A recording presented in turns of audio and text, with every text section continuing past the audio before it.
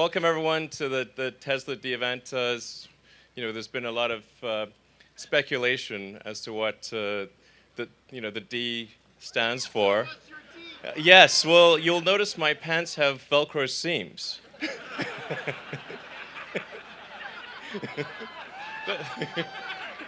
They may have mixed appeal. And there's also a great deal of speculation as to what the something else was. And I learned a lot, including things that I didn't think were physically possible. Let's go to the first D. As you've probably learned by the internet, since it's impossible to keep anything private these days, the D stands for dual motor. So let's bring up this slide. So there you can see you've got a motor in the front and a motor in the back, hence the dual nature of it.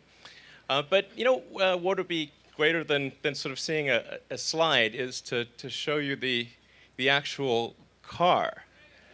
So let's release the Titan.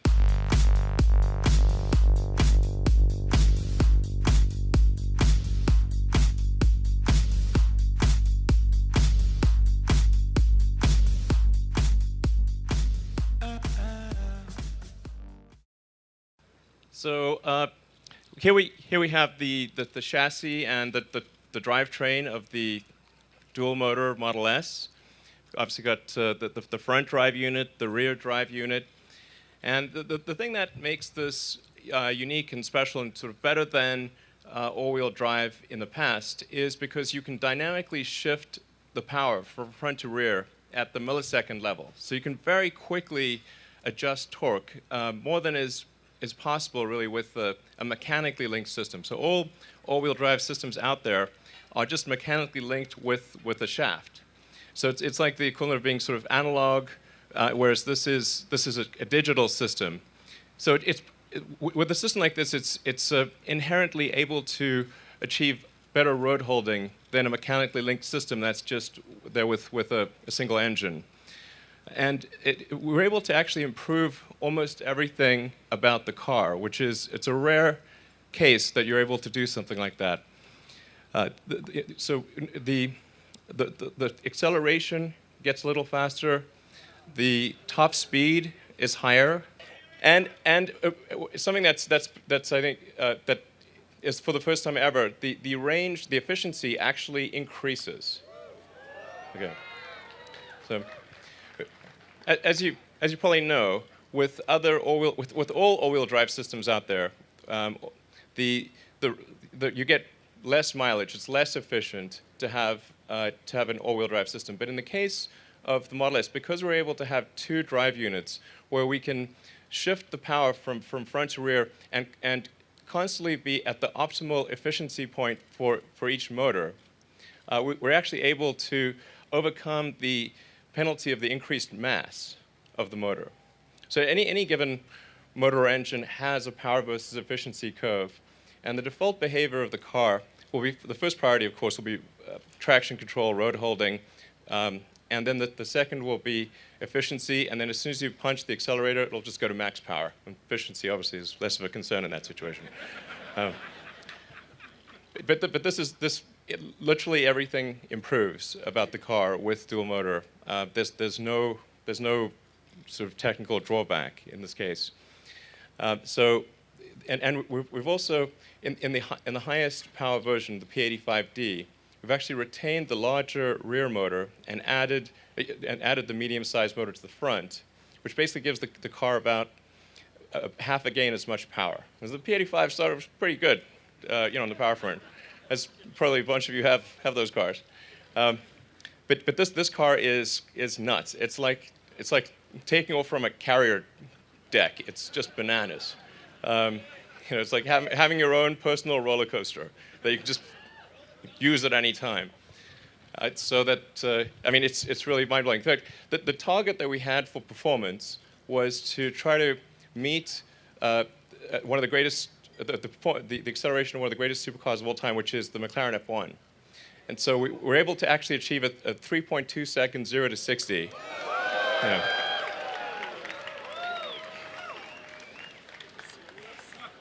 Yeah, it's mad. Okay. In fact, just we're going to have an option in the option selection. You'll be able to choose 3 settings, which is normal, sport, and insane. It will actually say insane. It's true. So that's it's pretty exciting. We're really proud of what our engineering team has been able to accomplish here. It took a lot of effort, and I think we've got a technical solution we can be really proud of.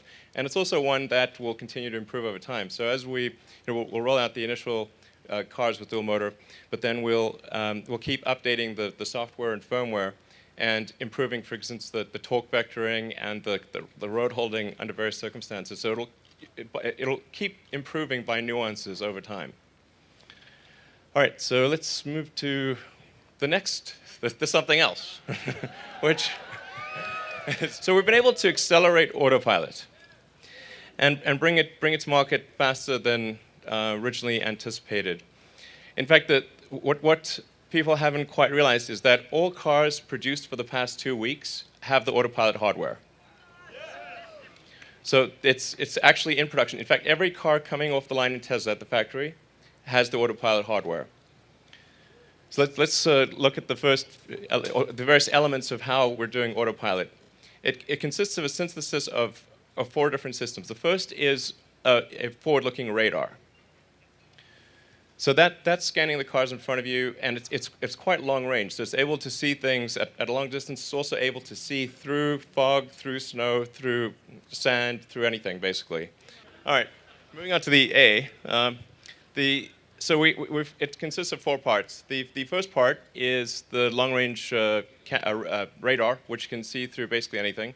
And then the next element is a camera with image recognition, so it's able to read stop signs, distinguish pedestrians, look at traffic lights, and also serve as a backup system to the radar.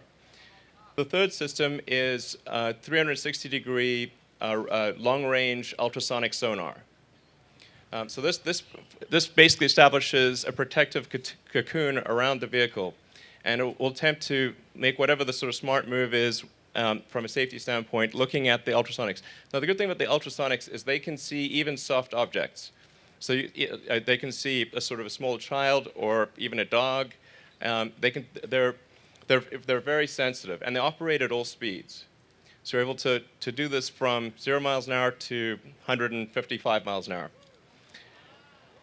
And so it'll detect if there's a car in your blind spot, if you've got a highway barrier on one side, if there's something you might move into in any way possible. And then the final element is integrating that with navigation and basically the GPS system and real-time traffic. So we integrate those 4 systems in. The car can do almost anything. So we're able to obviously do lane keeping on freeways, do automatic cruise control, active emergency braking, so that it'll brake if it sees any object that you're going to collide with, and it'll self-park, so you'll be automatic parallel parking, automatically go into a garage. In fact, when you get home, you'll actually be able to just step out of the car and have it park itself in your garage, including it'll open the door, and it'll go in and park itself. And then something I'd like to do, which I think many of our engineers will be hearing this in real time, is have the charge connector plug itself in. like an articulating, like a sort of a snake, like Metal Gear Solid or something. Yeah, like just plug itself in. So I think we'll probably do something like that. So then you can just get out of your car and go park itself in your garage. And then going a step further, you'll be able to summon the car if you're on private property, because you have to be on private property for this. You can actually summon the car, and the car will come to wherever you are, and it'll use the ultrasonic sensors, kind of like a insect antenna, because it can detect even small soft objects with the ultrasonics, and just it'll sort of slowly make its way to you and then stop and be ready to go. It can actually go even a step beyond that, which is if you have your calendar turned on, it'll meet you there. And so if you're getting ready to go to work or something and it knows, oh, you're going to need to leave half an hour before work, you can say, okay, I'd like it to just come out and have the air conditioning done and everything done, your music playing, everything's just ready to go, and it'll just come and be there. So.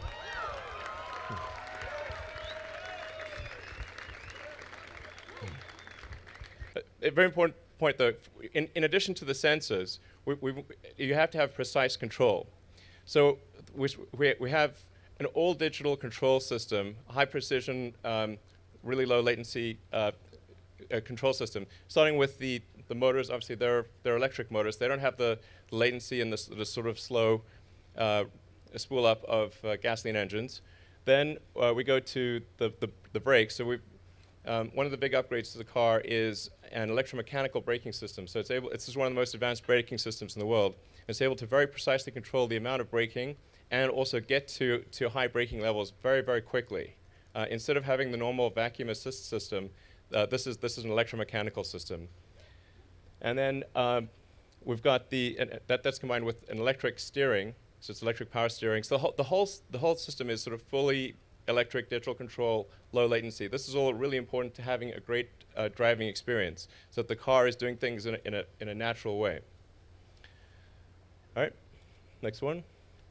So this gives you a sense of the new interface, and you can actually sort of see where cars or obstacles are around the car on the instrument panel. So it'll actually show cars that are, the distance of the car ahead of you, cars moving to the sides and behind, and you can adjust the sensitivity of the autopilot. So do you want to be in a sort of an aggressive autopilot or less aggressive? Yeah, so it'll warn you with sort of with initially a visual warning if there's a potential collision risk, so it'll turn the object red. And then it'll give you an audible warning if you don't see that, and of course it'll resist steering into things that it thinks are danger. So you can still overpower the steering, but it's going to give you a tactile feedback that you're probably headed towards something that the car thinks may be dangerous. So that's what we have for you tonight. But I mean, my words are nothing compared to the car. So. We've got a whole bunch of cars ready for you to take a test ride in, and I think you're really going to enjoy it. This is like an amusement park ride, and just to sort of tone it down, you'll see what the car's like with anywhere from 3 to 5 people in it. Imagine if it was only you. It's that much. It's a lot faster. So have a great evening and enjoy the test drives.